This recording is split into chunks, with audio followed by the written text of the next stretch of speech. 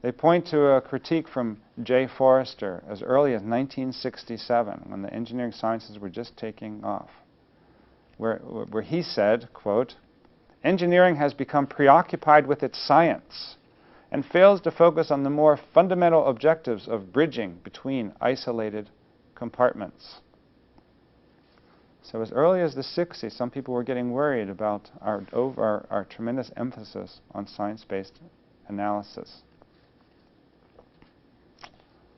Another quote, "The complexity and commingling of many engineering, industrial, economic, environmental, political, and social problems," notice the complexity and commingling, how problems are coming together, "demand individuals with the technical skills and professional competence in the integrative approach to defining problems with care, seeking alternative solutions for them, and participating in their ultimate application."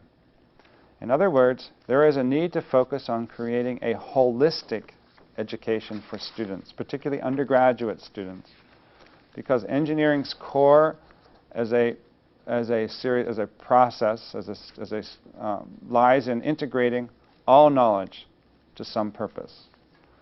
Notice the difference here between moving from course to course, where you do systematic analysis, to somehow bringing that analytical capabilities together with other knowledge to address problems in a more holistic sense. This is what Pelczynski was about. This is the key or central argument in Reform Movement number 2. They argued that what we need, as they get more specific, they argued that we need to somehow replace the curricula that pass students through filters, organized from the bottom up. Our image of that one curriculum was from top down.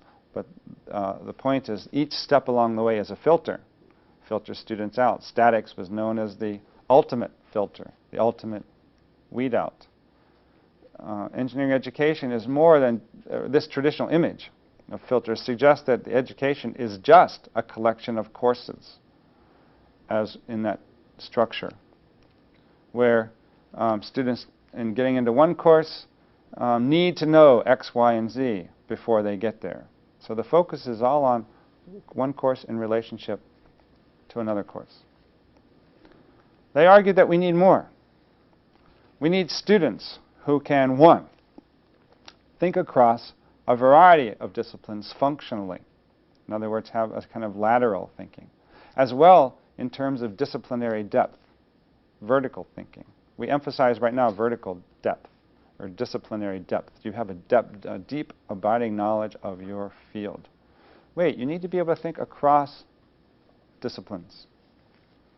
2, to be able to couple experience with abstract description. The mathematical problem solving is absolutely wonderful, but we need to think about it in relationship to actual experience, engineering experiences in problem solving, in applying this method. 3, engineers learn how to develop ideas and then nurture and implement them. And then, in other words, somehow learn how to become champions for ideas, to be willing not only to solve problems, but to identify them, to define them, and then nurture them along and implement them, working with other people. They need to understand the functional core of the engineering process. They do need to understand technical engineering problem solving. They need to be able to experiment with both design and research and understand the synergy between the two. Right now, we leave design, or have traditionally left design, as something that students can't touch until they have completed their training in the key sets of courses. Only then should they be able to get into design. Well, wait, perhaps the learning, perhaps the knowledge is something that they should be able to go find in order to fulfill design problems. They need to be able to both, 6, synthesize and analyze. So not only analyze and break things apart, but synthesize them. Bring them back together in relationship to one another. How do we deal with, I don't know, heat dimensions and fluids dimensions and kinematic dimensions, all in relationship to one another? They need to be able not only to solve problems, but to formulate them. They need to be able to act both as an individual problem solver and as a team member in relationship to others. Finally, they need to be able to recognize, contribute to, and enjoy the relationship of the engineering enterprise to the social, economic, political, and environmental contexts in which we live and work. Can you see shades of Palczynski? Although Palczynski focused primarily on workers, what we have here is a call for people who can think in much broader terms than what's found in engineering problem solving. So, they emphasize then connections and connectedness, integratedness. They place primary emphasis then on developing students who are emerging professionals with the knowledge base and capability for lifelong learning, not just providing the certain body of knowledge that they need in order to do their jobs. We have to prepare emerging professionals who take learning to be something they're going to do the rest of their lives. We need to make engineering attractive to students, to attract them and keep them. We have to make it exciting and fulfilling throughout. In other words, share the extent to which we are excited. This is difficult in a world where consisting of engineers who are trained to keep themselves out of their work.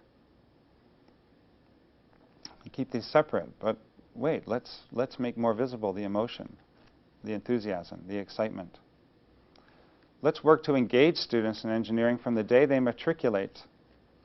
We tend to send them off and to other fields and say, come on back in a couple of years and then we'll teach you your engineering. And they added to reform movement number 1 by saying we need to increase the diversity of student academic backgrounds and the numbers of women and minorities. Finally, we need to draw engineering faculty to an investment in the teaching of undergraduate students. We need to focus then on producing people who can integrate.